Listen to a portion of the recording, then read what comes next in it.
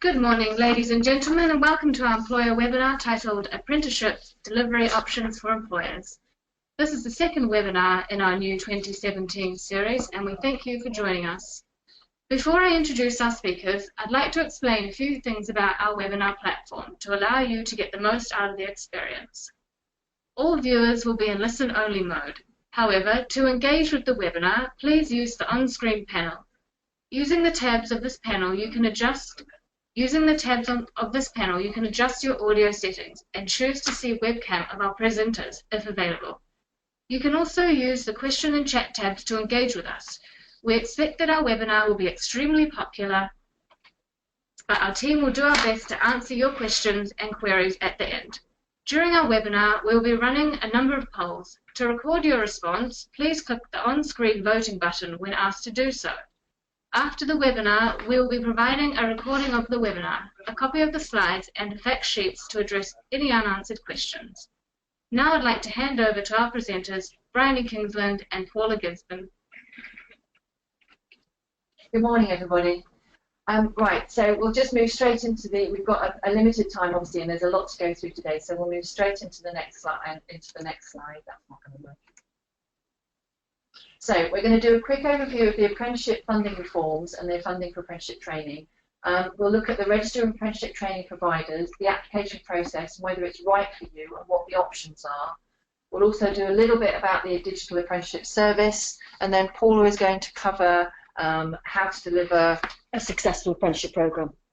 And then finally we'll have some questions towards the end. So an overview of the reforms and changes. So, just very quickly, the government is committed to significantly increasing the quality and quantity of apprenticeships going forward for a variety of reasons. First of all, we have Brexit coming at us, so we know that our ability to access other skills and employees from across the channel is going to become more limited. Therefore, we need to make sure our own workforce is upskilled to meet our needs going forward to 2020 and beyond. So to make this happen, the government are introducing the Employer Apprenticeship Levy from April 2017, and employers will start paying that after April the 6th in the new tax year.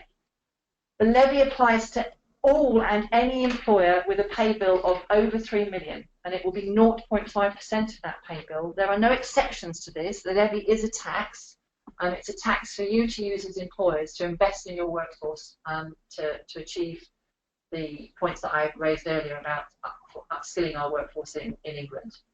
So there are no exceptions to the payment of the levy. Everybody has to pay if they've got a pay bill of over 3 million.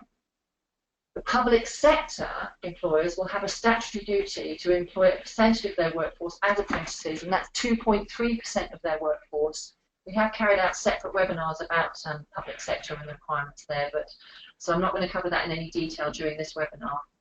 But if any public sector employers have enjoyed us today and they've got any questions about that, please do contact me separately after the webinar.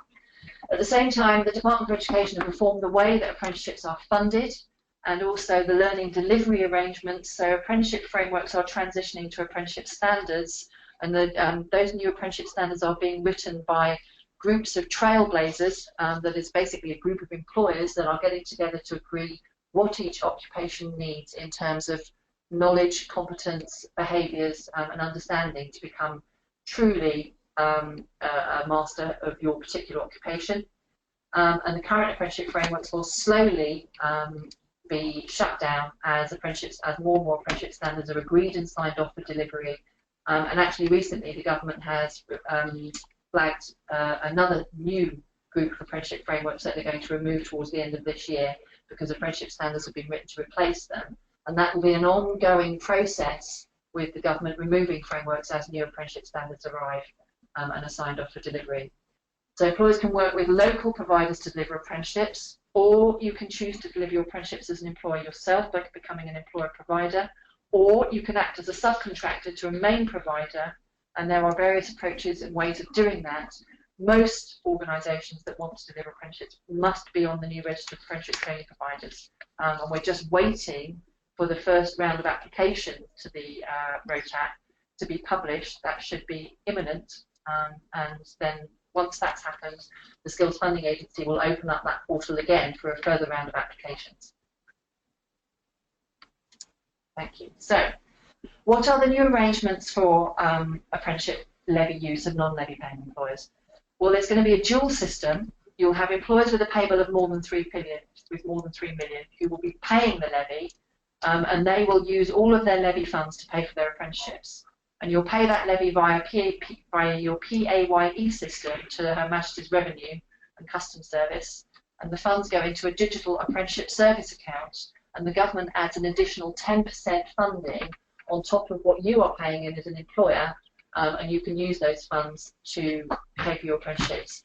If those funds run out, then as an employer who pays the levy, you will then be able to go on to use the non-levy paying system, which is an additional 10% paid by you as the employer, and the government then co-invests with you on a one-to-9 ratio, and they pay the other 90%. Employers with a pay bill of less than 3 million will not pay the levy, and they will use that co-investment approach with the government, the 1-to-9 ratio, with the employer and provider agreeing what the cost of the apprenticeship is, and the employer contributing their 10% towards those costs, and the government paying the other 90%. And that arrangement is made for you with your provider via their normal data system that they have linked into the Skills Funding Agency, which is the funding body for apprenticeships. So the next slide. So main points. The levy applies to any employer with a pay bill over 3 million. It's 0.5% of your pay bill. The levy payment process will operate on a monthly basis alongside PAYE processes, and your finance teams should be or should have received from HMRC information about that levy process and what they have to do. If not, I think we have a slide later on which flags where they can find that information. Your levy accumulates monthly in your digital apprenticeship service throughout the year. The government contributes the extra 10%. Any unused allowance, any unused levy is carried from 1 month to the next, so you can build up funds inside your levy account. But 24 months after the levy has entered your digital apprenticeship account, if it's not used, then the government will remove it and they will use it elsewhere. So those are the levy main points. And right now we've got a poll question. How many of you have already submitted an application to be on the register of apprenticeship training providers? We have yes, waiting to hear, not yet, we do not intend to become an employer provider. Just waiting for those results to come in. Okay, so it looks like there's a split between not yet and yes, waiting to hear. However, most of you have said not yet. Interesting. So I'm assuming that a lot of you are looking at that second round of applications which we're waiting for the portal to open, which will be later on in March. So, yeah. Right, so we've covered the main points. Now this is the paying the apprenticeship levy. If any of your finance departments are not clear on what they have to do, that particular page you can see on the right-hand side of your screens there, the paying the apprenticeship levy, that has all the information your finance and payroll teams need to actually pay the levy, telling them when they need to pay it and what the process is. It is an employer's responsibility to declare that they've got to pay the levy, so your finance team will need to know what your payroll amounts are, and they'll need to make the decisions about whether they need to declare levy payments or not. One thing to be aware of, because I've had a few queries about this recently, the levy only applies in England, but the actual, or the use of the levy only applies in England, but we're actually paying it right the way across the UK. So that means if you are an employer that also has sites in Scotland, Northern Ireland and Wales, and your payroll for those sites is a UK payroll, i.e. you pay PAYE on it, then you will also pay the levy based on your entire payroll for the whole of the UK, not just for England. But when you see the money in your levy account, it will only be the funding for your employees that are based in England, and that's based on their home postcode. So you actually only get the levy for spend in England based on your employees based in England, but you will be paying it on your entire United Kingdom payroll. So also, monthly levy payments will go up and down according to your payroll amount. So if you are an employer that has seasonal workers, you will obviously find that your levy payments go up during the high points in the season when you're using more staff, and down when you're not using more staff. Now, what that means is that if you overpay during on your levy during the course of the year, and actually you didn't need to pay so much, or you didn't need to pay the levy at all, you will be rebated in a similar way that people are rebated if they're paying their PAYE tax. So there will be a rebate at the year end or post the end of the tax year for employers that pay too much of their levy. But you still have to make sure you make those monthly levy payments on a regular monthly basis, and those payments will fluctuate according to your staffing. So the link at the bottom there is to that page should your finance teams need it.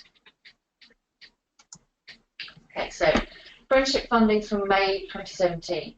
Levy-paying employers pay 100% of the costs of an apprenticeship to providers out of their digital account. So if you're going to work with a provider, you will pay for the full cost of that apprenticeship out of your digital account.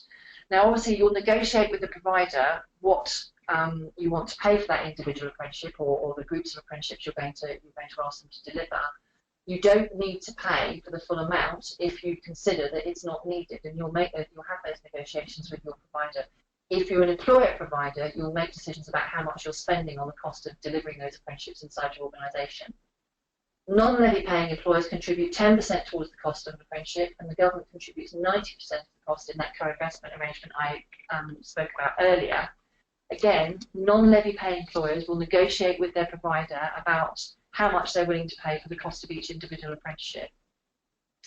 Levy-paying employers who have exhausted their funds but who still want to deliver more apprenticeships, you will then move on to the co-investment arrangement with the government at the same 1:9 ratio, and that will show inside your digital account. So when your digital account funds are disappearing and they're going down to a zero, you will start seeing a requirement popping up inside that digital service showing that you've got to start paying a contribution of 10%.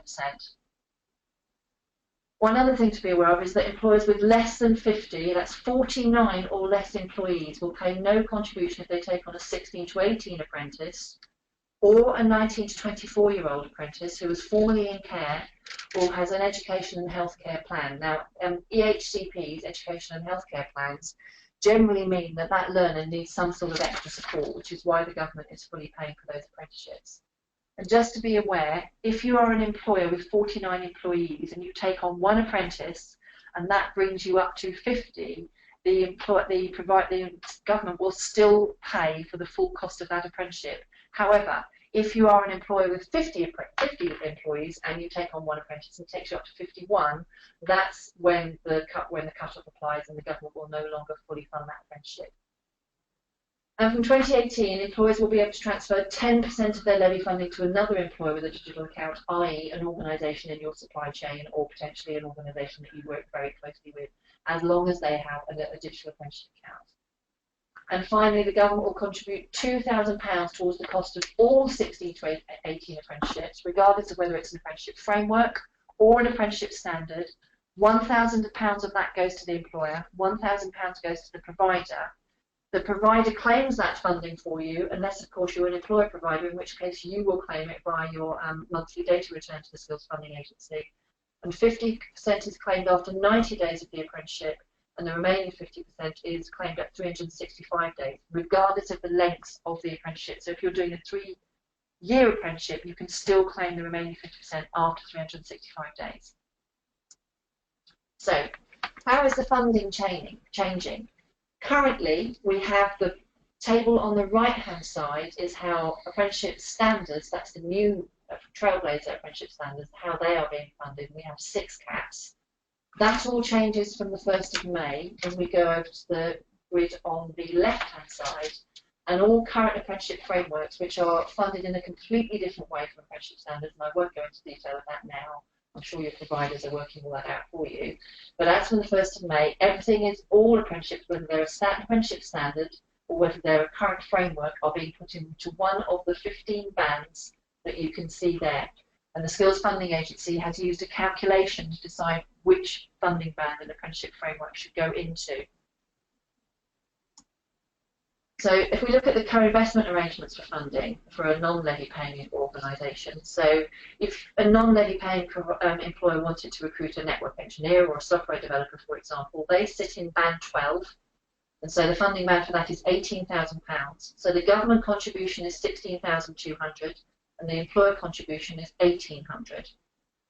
So if you look at that from the point of view of an employer who does pay the levy but who's run out of money, that's the arrangement you would go on to, and that's the contribution that would be needed for you from you if you were going to go to the 9-to-1 ratio government contribution approach because your levy had run out. And then also on the far right hand side you can see the 16 to 18 employer incentive is £1,000. So as an employer your actual contribution would be £1,800, but at 90 days you would get £500 back, and at 365 days you would get another £500 back. So your final contribution is actually only £800, but you do have to make that contribution up front, because if you do not make the contribution, then the provider cannot draw down their funds because they can't evidence your contribution. They can't draw down their funds from the government to enable their delivery. So again, an infrastructure technician, that sits in band 11, which is 1,500. So the government contribution there is 13,500, and the employer contribution would be 1,500. What that basically means is that the lower bands, that's band 1 to 9, as an employer, if you're taking on a 16 to 18 apprentice, because of the way the bands work, you would actually end up making the contribution, but you would draw back more in an incentive for the 16 to 18-year-old than you actually end up contributing. So you can actually make money out of delivering apprenticeships to 16 to 18-year-olds. So levy paying employer arrangements. This is what happens if you've got if you're paying a levy. And if we look at the example at the top, you can see you've got a company-based pay bill of 13 million. The levy sum of 13 million is 65,000. So your allowance is 65,000 minus the £15,000 allowance that the government allows, means your annual levy payments would be 50,000. And then obviously the government tops up 10%, so that's another £5,000. So your annual levy amount to spend would be 55,000. If you took on a network engineer or a software developer at band 4 and you took on 2 of those apprentices that sit in band 12, the total cost to you as an employer from your levy would be 36,000 because you're taking on 2 apprentices. And then if you then took on an infrastructure technician, a single apprentice at band 11 at 15,000, that would be £15,000 out of your levy. So your total payment there would be 51,000. So you would still have £4,000 to spend during the course of that year of the running of your apprenticeships. And you will of course get the incentives back if you take a 16 to 18-year-old apprentice on. So you've still got £4,000 left to pay. But if you then took on another network engineer at 18,000, you would then have to start making a government contribution once your remaining £4,000 have been spent. So once your levy funds are exhausted, you go to the employers that pay the levy, go to the co-investment model with the government contributing 90% and the employer contributing 10%. The incentive payments are claimed by the provider, unless of course you're an employer provider and then you claim them yourselves. So the provider claims those from the government and then pays them to the employer. That payment has to be made within 30 days of the provider making the claim. So there should be no delay to you as the employer of gaining your incentives post the provider actually claiming it from the government. The maximum amount of time they've got to pay that to you is 30 days. Okay, so we have another poll for you. How many of you have previously held an SFA contract to deliver apprenticeships? That SFA skills funding agency. So is that never in the last 3 years or currently have a skills funding agency contract? What high percentage of people who haven't had a SFA direct contract before?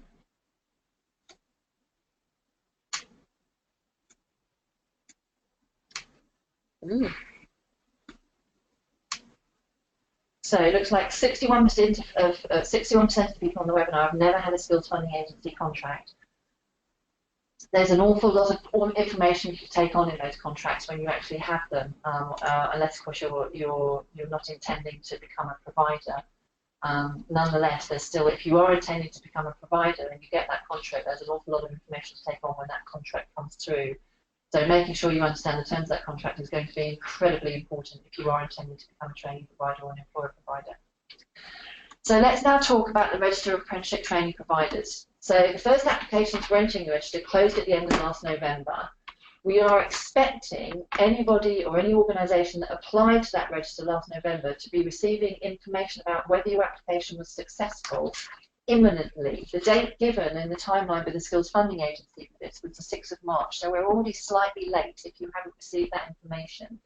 So you should be receiving information very soon about whether your initial application was successful if you did apply last November. And then that information is going to be made public around about the week of 21st of March. So the rest of the country will be able to see who was successful in their application and who's on the register in about 2 weeks' time. There are 3 routes for application if you're thinking about applying at the next round.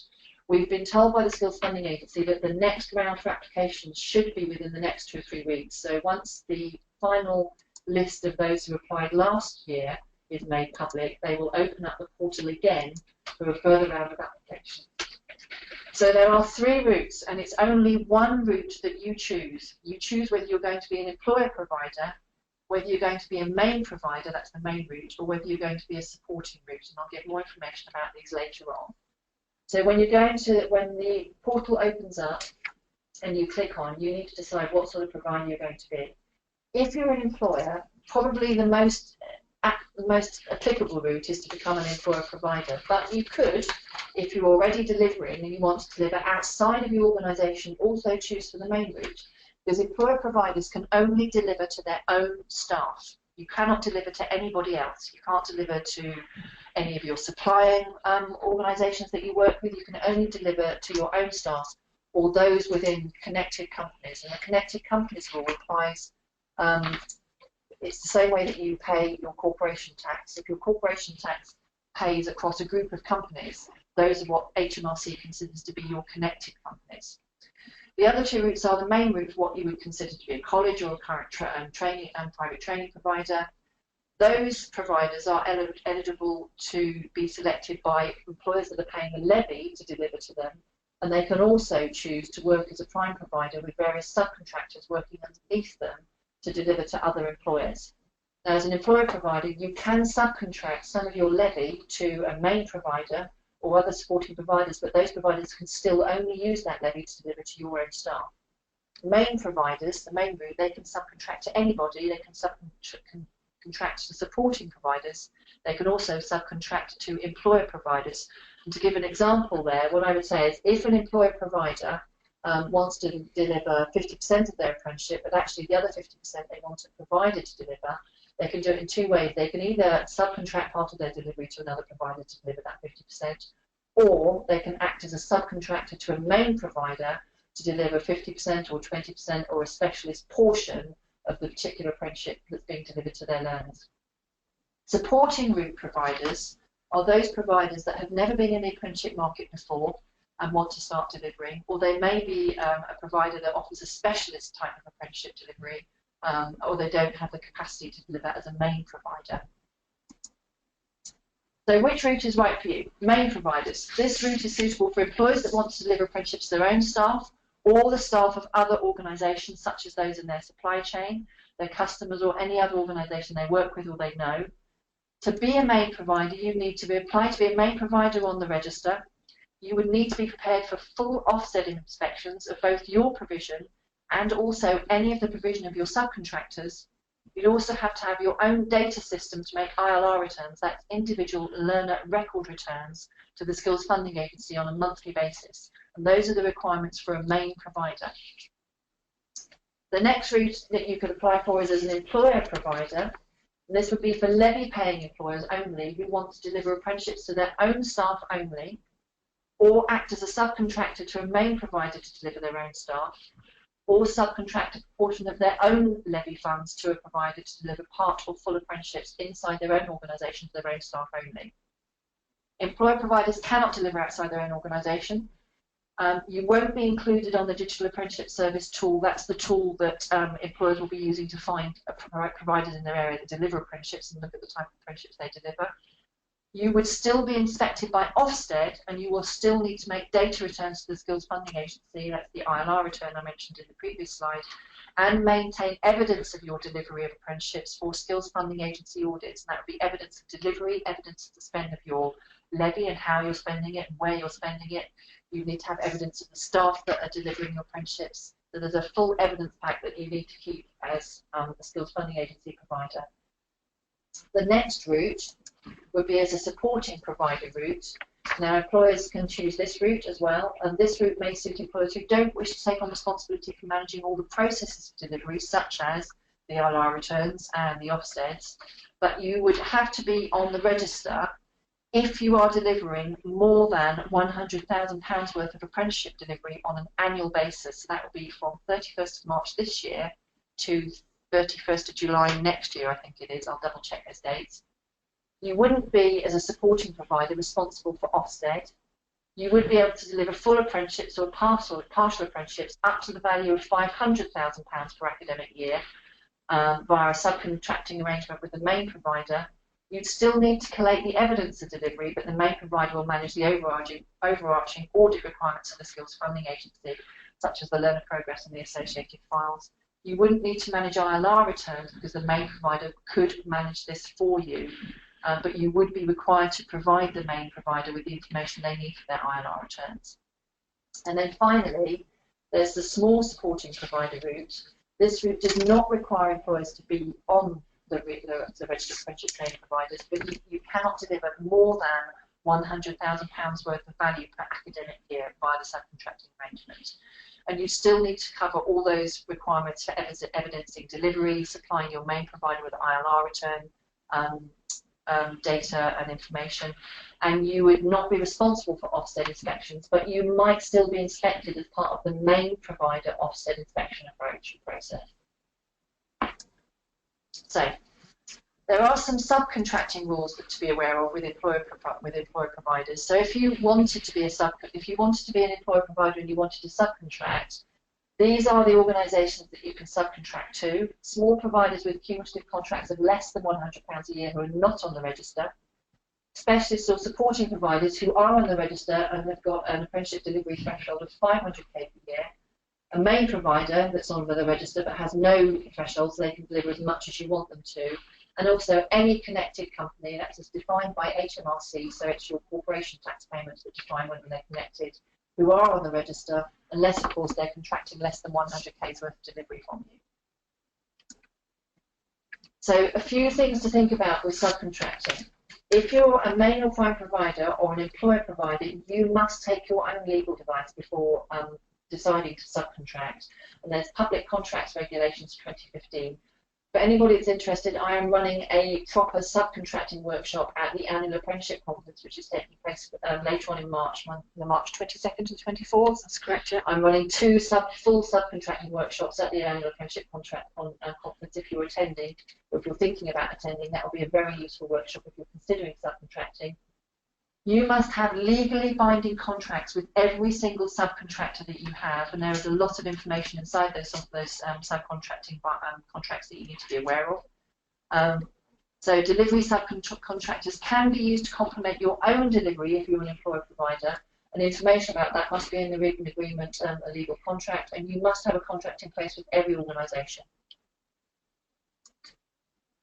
So data returns and audit requirements. If you're a main or if you decide to go down the main or employer provider route, the Skills Funding Agency collects information from you on a monthly basis on every single apprenticeship that you're delivering, and that will be information about who the learner is, information about what you're delivering, information about how much you're paying for that delivery if you're working with a main provider, and what the negotiated rate is for that apprenticeship.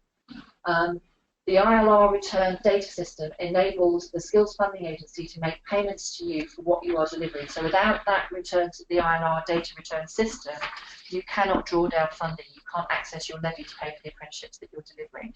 It enables you and the Skills Funding Agency to keep track of the learners, keep track of their outcomes, and keep track of what you're spending. It's also used to assess quality and financial probity, and the Skills Funding Agency use the reports they get from that data system to enable their audits and to enable them to check how you're using your funding and that you're spending the public funding you're getting in an appropriate way. And it also shows the Skills Funding Agency who they may need to audit, and the providers selected for audit who may need to share other evidence with the Skills Funding Agency that are covered in the Skills Funding Agency apprenticeship funding rules. If you're not using that funding effectively and appropriately according to the Skills Funding Agency funding rules, the Skills Funding Agency do have the right to recover funding from you, and they will reconcile and claw back funds if they don't see them being used appropriately. Okay, we now have a question that we're going to ask for the polls. To what extent does your organisation understand the changes to apprenticeships funding and delivery arrangements? So we have low level or little understanding, medium levels, or high levels.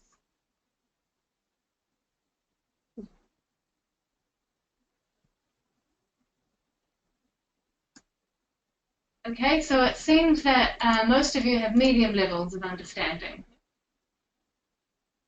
What would be useful at some point is for us to gain feedback from you about which areas you feel that you don't fully understand yet, and then we can arrange further webinars going forward on the aspects of the funding that you're not 100% sure of yet. So let's have a quick look at the Digital Apprenticeship Service. Now, the Digital Apprenticeship Service is the service that enables employers and employer providers to access their funds and see how much money they've got to spend. Within that service, there's also the Find an Apprenticeship Provider tool, which is a tool which shows you which providers are delivering what apprenticeships in your area, also what their performance data is, so whether they've been successful in their last Ofsted outcome, what their achievement rates are for their apprenticeships. You'll be able to see all of that in the Find an Apprenticeship Provider tool. It also enables you to manage your funds, and the link there at the top is the guidance you need to actually register for a Digital Apprenticeship Service account.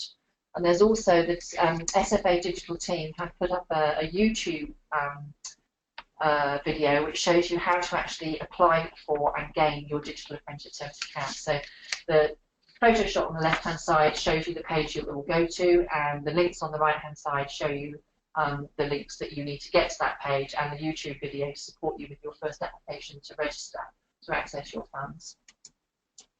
Finally, as a levy-paying employer, each time you agree to deliver an apprenticeship with a provider or as an employer provider, the Skills Funding Agency will issue you with a funding legal agreement to enable you to spend that money. Now, that funding legal agreement is a really important document for you as an employer provider or as an employer to read, because it states what you can and can't do with the funding that you've got, but also how you should be working with your provider. For example, there is an option within the levy system, the apprenticeship system, for you as the employer to be able to stop making payments to your provider that's delivering your apprenticeships. But there are only certain reasons that you can stop making payments to your provider, and if you stop making payments for any other reason, the Skills Funding Agency can apply sanctions to you as the employer and may remove levy funding from your account.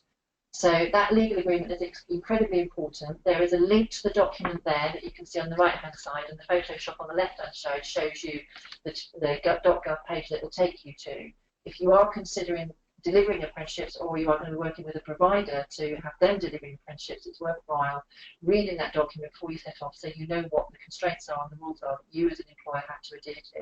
Because the SFA, the moment you put in your digital system that you've agreed an apprenticeship, and you input the information about that apprentice and the apprenticeship they're doing into the digital apprenticeship system, and the provider has input their information on their system, that double lock of information immediately instigates the funding flow to the provider and also instigates the Skills Funding Agency firing this agreement to you by email, and you'll receive that, and someone needs to take account of the information that's in it.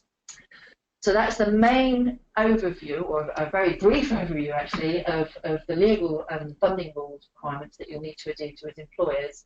And now I think we're passing over to Paula, but we may have another poll question beforehand. Yes, we have another poll question. So, what do you consider to be the greatest challenge of delivering apprenticeships to your own staff? Is it putting systems and processes in place, having the right expertise in-house to deliver apprenticeships, understanding the funding rules and regulations of what to spend the levy on, or establishing the on-program delivery and assessment material?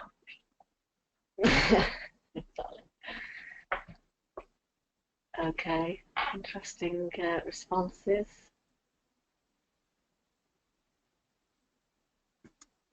So still understanding the funding rules and the legal side of it. Yeah.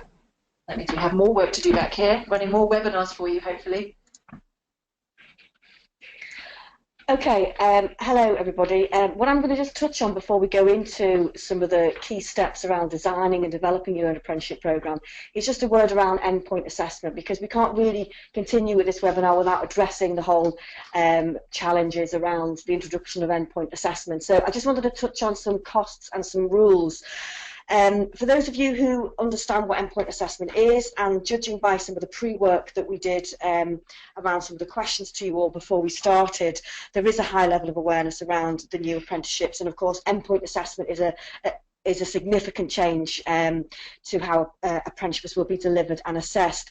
So really this is just to clarify that obviously you as the employer will have the right to choose your endpoint assessment organisation. You will select your endpoint assessment organisation from the approved register of apprenticeship assessment organisations, and they're listed on the register for you then to actually understand which are delivering in that particular standard. Equally, it's important to note that the costs for delivering endpoint assessments are included in the funding bands for each of those standards that you will see, and of course each standard has different rates, as Brian has indicated, so just to reassure you that the endpoint assessment costs are included in that endpoint in that standard. And you as the employer will need to negotiate a price of that endpoint assessment with your provider prior to that apprentice starting their apprenticeship. So these are just some key facts of, and rules really around endpoint assessment. And as with all of the funds, the levy payment from the Apprenticeship Service, which I think it's now being called, I think SFA have dropped the word digital, yes. So it's now known as the Apprenticeship Service, will be through your account, but of course the government will hold back 20% of that to pay for endpoint assessment. And this is, you know, regardless of whether you're a levy-paying employer or not. It's very much around the endpoint assessment, offering that impartial and credible opportunity for us as an endpoint assessment organisation to fully understand whether your learners have achieved their apprenticeship. So quite a step change, I think, in terms of how apprenticeships are going to be assessed in the future. So I just wanted to sort of assess, sorry, Brian has got a question. Can I just interject something there, everybody? Just so that everybody's aware, I'm actually doing a live stream video about endpoint assessment later on this afternoon at 4:15. That will be live streaming via our Twitter and our Facebook's accounts at 4:15 this afternoon. Okay, and how do people register for that? Do we have? I think you just have to go onto your Twitter account or go into Facebook, and the live stream will come up. Brilliant. Okay. How relevant. So we're going to move along now to our 6-step guide for apprenticeship development. Now we delivered a session on this last week, I think, with some colleagues in our employer services team. Some of you may have participated in that, but really this is just going over some of the key steps that we feel are critical in developing a successful apprenticeship programme. So they are the key steps up there, and equally, as Bryony said, another sort of plug for the annual apprenticeship conference. We're also delivering some stuff around how to support employers develop successful apprenticeship programs, and we'll put up a slide later on when we come to an end of the webinar, details on that coming up shortly. So the first step is around understanding the levy. If you could just move us on, Chloe, thank you. Is understanding the levy. Now, I'm sure you've probably done this already, is calculated your levy allowance. You will understand, hopefully, what your levy contributions are going to be.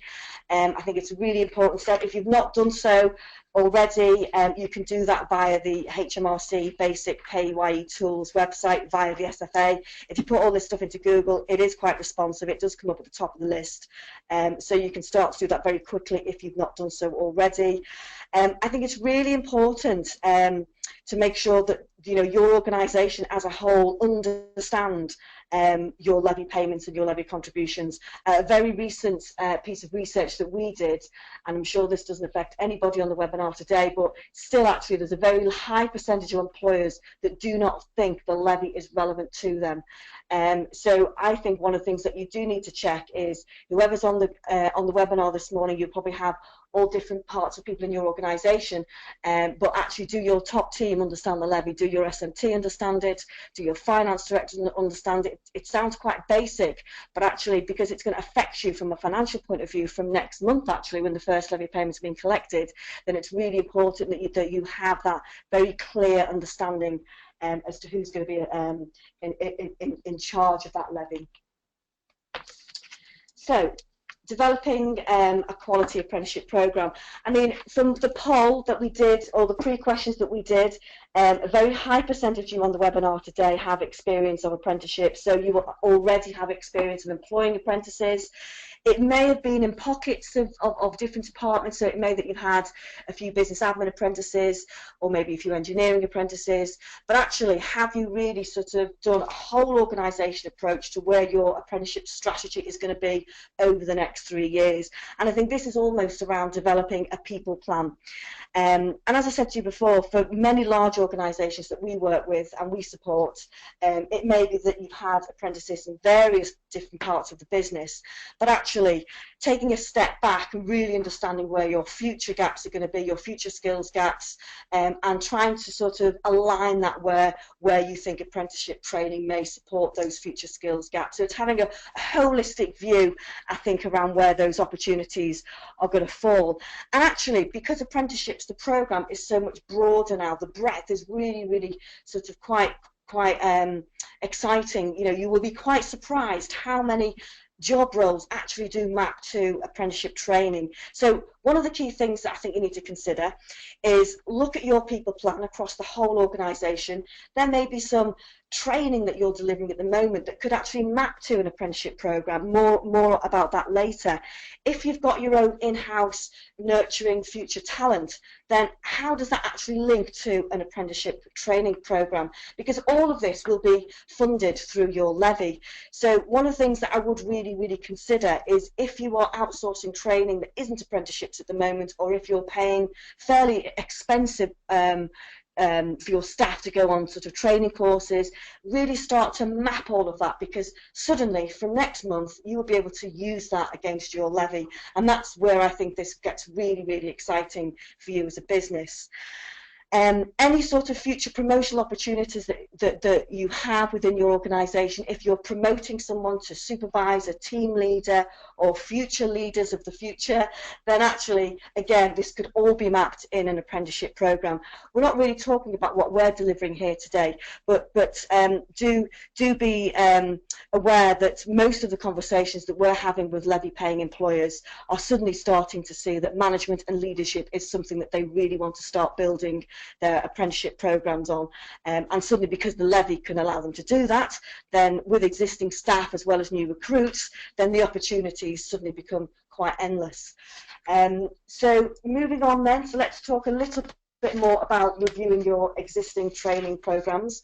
Again, many of the employers that we researched in our recent poll that we did, and do go to our website and have a look at some of those findings, but a very high percentage of employers actually didn't appreciate the breadth of the programme. And what we mean by that is that many employers still feel that apprenticeships fall into the really traditional areas, so manufacturing, engineering, and actually they will always be the gateway into those career choices. But actually what the government has done by reforming apprenticeships, and especially when you look at some of the new standards that are available, a lot of these new standards are at higher levels, they are in professional areas, so they do really lend themselves very well to businesses who want to move their apprenticeship programmes into more professional areas. And until you understand what those areas are, then you can't really then start to look at the opportunities for your organisation. So one of the things that I would urge you to do is to look at the occupations that are available that can link to some of the job roles, some emerging skills gaps.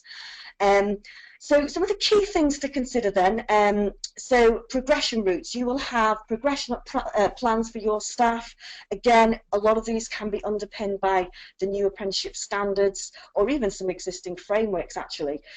So I think again it's about having a whole organisation approach as to how you're going to be designing your apprenticeship programmes, and consider probably in the areas that you wouldn't have considered before. I mean, many employers for the first time, based on our research, are now moving towards apprenticeship recruitment programmes as opposed to graduate recruitment programmes.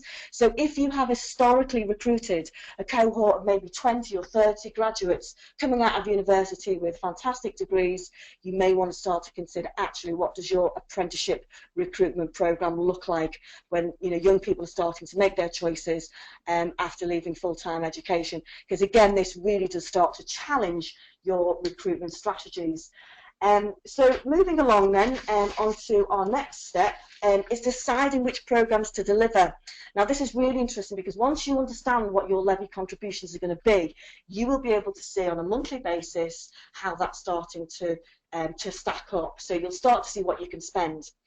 Now, when you start to really look at what that's going to buy you in terms of apprenticeship training, when you look at some of the higher end apprenticeship programs, say your management or leadership, or indeed some of your specialist roles, which a lot of employers are now considering, you will start to see that your levy will start to be utilised far quicker than perhaps historically, where you may have delivered vast quantities of intermediate apprentices, level 2 at customer service or business admin. So I think what you need to decide is consider as a whole organisation which programmes you're going to deliver and how are you going to prioritise those programmes, because what you do need to make sure is that you're planning for once your levy funds have run out, then you will move to the co-investment model. And what that co-investment model means for you is that you will start to having to invest yourself the 10% up front as an employer. So rather than sort of doing maybe what some employers have done historically, is just recruited as and when, have a plan, have a strategy, have a focus on where you're going to prioritise in those particular programmes. So just moving on to the how. This very much comes back to some of the information that Bryony was talking about in terms of, well, once you've decided what you're going to do, how are you then going to deliver that? And what is the best delivery method for your organisation? So I think we will ask the question at the end, what you're going to do now in terms of, are you actually going to take the plunge and deliver your own apprenticeship programmes to your own staff, or are you going to potentially deliver some yourself, but actually you will need to outsource or subcontract some of that delivery to a specialist provider because you may not have that expertise in-house. But you can't do any of this until you've really sat down and planned what your programs are going to be like, and then you can start to think about some of the delivery aspects. It may be that if you're a national organisation, that you have to consider what your programs look like on a local level, on a regional level. It may be that you have to work with several colleges and training providers, which I think also presents some of their challenges. Working with lots of providers will require you to have that internal resource to make sure you've got the capability and the skills to manage those providers, because that can be quite time consuming as well. Other things to consider is the area that we started off with is around endpoint assessment. When you're looking at your delivery, then again you will have to work with endpoint assessment organisations, and I will stress that it is your responsibility, it is within your gift to choose those endpoint assessment organisations that you want to register. And once you've done all of that, then of course you will have to really get quite familiar with the Apprenticeship Service to understand the capability, what each of these providers can deliver, as Bryony says, what their success rates are they any good, do they have a track record of delivering what you want them to do. So quite a lot of work I think you will need to start to think about to plan your apprenticeship programmes and ultimately to move towards delivery. So let's just talk about apprenticeships' readiness to deliver. One of the things that we found with apprenticeship delivery that makes the success of a programme, or in some cases not a successful programme, is around your ability to support those apprentices in the workplace. It may be, for example, if you've not managed apprenticeships before, and most of you on this webinar today have, but it may be that you've not managed such large volumes, or it may be that you're starting to manage 16 to 18-year-olds in the workplace. It may be you have a strategy to recruit younger people in the workplace, and actually that will require you as an organisation to understand the implications of that. And what we mean is we've come across a lot of organisations that don't put in place the right mentoring support, the right coaching. Every organisation who has an apprentice has to have a go-to person if that apprentice feels they're not coping with the work, or in some cases they don't have enough work to do, or they're generally being unsupported. And that can result that apprentice actually exiting the organisation, and nobody wants that to happen. So make sure that you've got the right management and coaching expertise within your organisation to support those apprentices. You may have to do some internal CPD to make sure that your staff are ready to support those apprentices. It really, really is important. And it's not just about having the right line manager, it's about having someone who can coach them through and take them through on that journey. Because for some people, this could be their first job. Equally, having the right support in place to manage that apprentice is progressing well within their apprenticeship programs. They're giving the right time off the job. This is a really important aspect, actually, because many employers forget that as part of the apprenticeship, and this precisely applies to the new world of apprenticeship, the 20% off the job has to be evidence, it has to be given to the apprentice, and it has to be delivered in a way that is supporting them, enabling them to progress through their apprenticeship program. So all of that stuff, I think you have to really, really give some thought about. And equally, you know, internal systems, facilities, equipment are in place for that apprenticeship, for that apprentice to complete and achieve successfully, because that's what this is all about. We all want our apprentices to achieve an endpoint assessment. So that's the sort of the end of our official 6 steps. And I think Chloe's got a final poll question. Yes, so after hearing today's webinar, how many of you who haven't already submitted an application will go on to do so? So we have yes, we'll do so in the next round, not yet, probably won't be considering. And we hope we've not scared you too much around this question. So we'll just give it a little bit longer.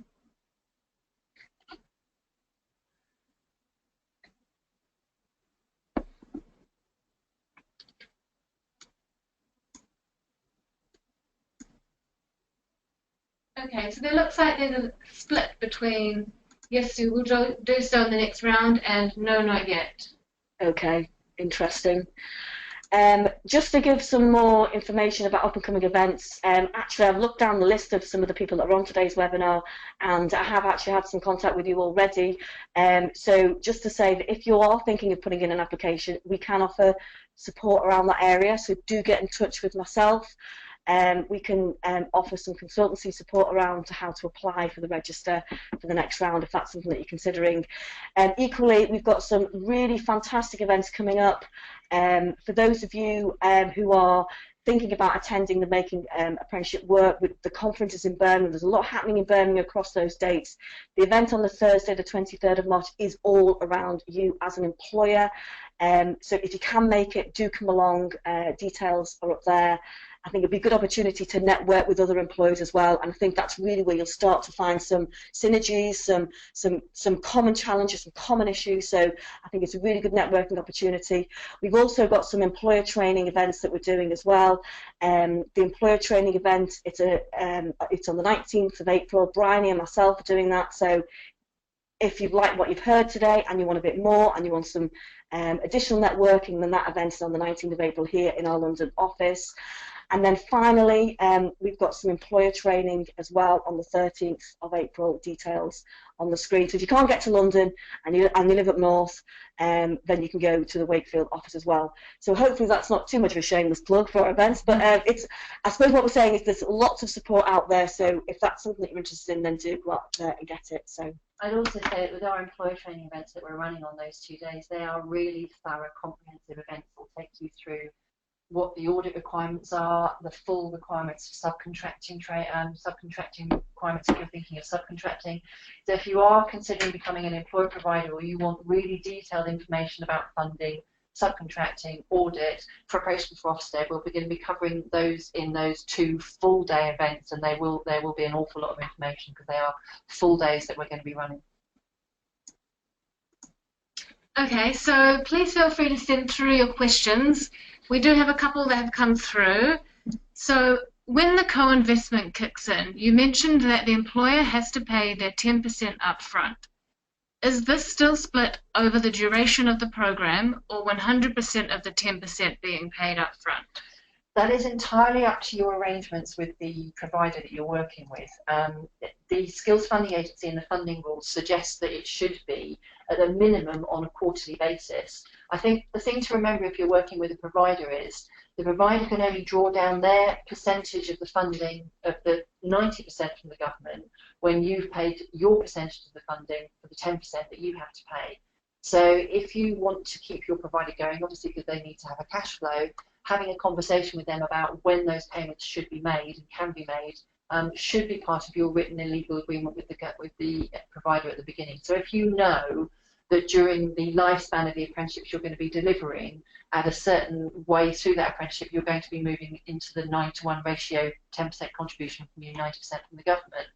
You need to confirm with your provider when you are going to make your own contributions to enable them to draw down the government contribution they've got to get access to. But that is entirely up to you. You can split it into the remaining equal monthly payments. You could pay quarterly, or you could make other arrangements with your provider. Okay, thank you. And we have another question. As an employer, we plan to support the provider with various elements of the apprenticeship, mentoring being one. Would we be classed as a small supporting provider in this case? You have to be delivering part of the content of the apprenticeship to be able to act as a subcontractor and get some of your levy funding back for the work that you're doing. So if it's just mentoring of the apprentice, no, you can't draw back levy from your provider as a subcontractor to do that.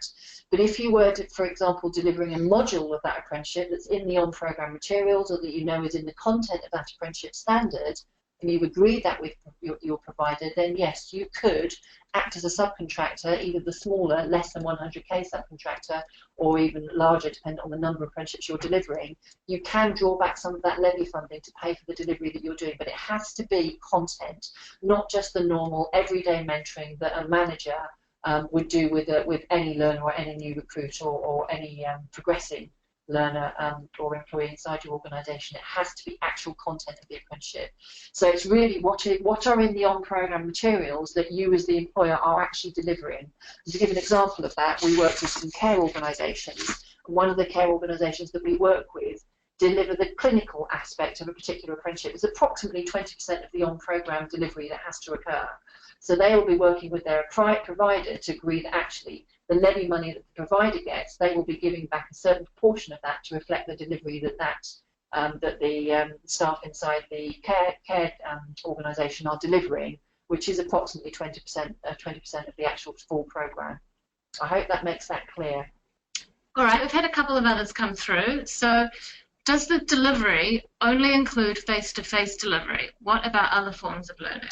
No, there's all types of forms of learning that you can do as part of the delivery. In the funding rules, it states obviously that the 20% that Paul have flagged, it has to be off-the-job training. That has to take place during the normal working hours of the apprentice. So it's got to take place during the day. You can't expect that the apprentice is going to do evening work and count that as off-the-job training. But that sort of training doesn't necessarily have to take place inside your premises. It can take place in your provider's premises, but it has to be not taking place in the employee's normal area of work, i.e. not at their desk or not at their workstation, wherever that may be. So it could be a classroom inside your organisation or a training area inside your organisation that you set aside. It could be day release, it could be block release. It can be online e-learning, but that has to be part of blended learning. You can't expect an apprenticeship to all be delivered via e-learning. It can be via assignments, it can be via projects, it could be via, what's the word I'm looking for, all sorts of different ways. I mean, your provider will obviously have ideas for what the best way is to deliver that training, but it doesn't necessarily have to just be all reading, all e-learning, or all classroom work. It can be times when you take your apprentice away to do a particular project, or to do different scenarios that can teach them and train them to do a certain aspect of their work, but not actually taking place at their workstation. Okay, and we have another one. What is required minimum staff working in a company to provide apprenticeships? I don't think there's any minimum required amount. I mean, you can have as little or as many apprentices as you want. I hope that was the question, if I understood correctly. Okay, there's a second part to that question. Do the staff of my company have right for apprenticeships? Anybody has a right to take an apprenticeship. As from the 1st of May, when the new arrangements come in, there are no age restrictions in the way that there currently are to funding an apprenticeship. So anybody of any age can take an apprenticeship. And if you're a levy-paying employer, they're fully funded by your levy. If you're a non-levy-paying employer, then they'll be fully funded by the 90% that the government put and the 10% that you put in. But there's no restrictions on age. Obviously, if they're below 16, they wouldn't be taking apprenticeships, so they probably wouldn't be working for you, at least hopefully not. So, you know, there's no restrictions on who takes an apprenticeship. You could have a 65-year-old inside your organisation taking an apprenticeship. The one thing the government does make clear in inside the funding rules is that anybody who's taking an apprenticeship, they must be gaining significant new skills. You can't use an apprenticeship to confirm what they already know, and you cannot use an apprenticeship to replicate training or qualifications that the learner already has.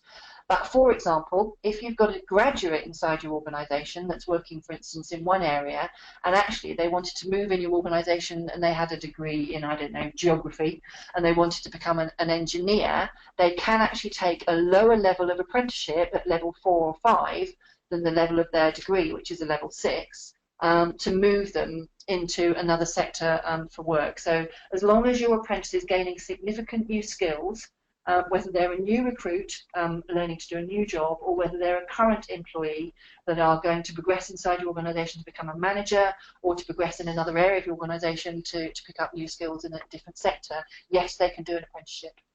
Okay, and we have another one. Does the small subcontractor amount paid to us from the main provider as a small subcontractor paid into the levy pot, or is it directly paid to us?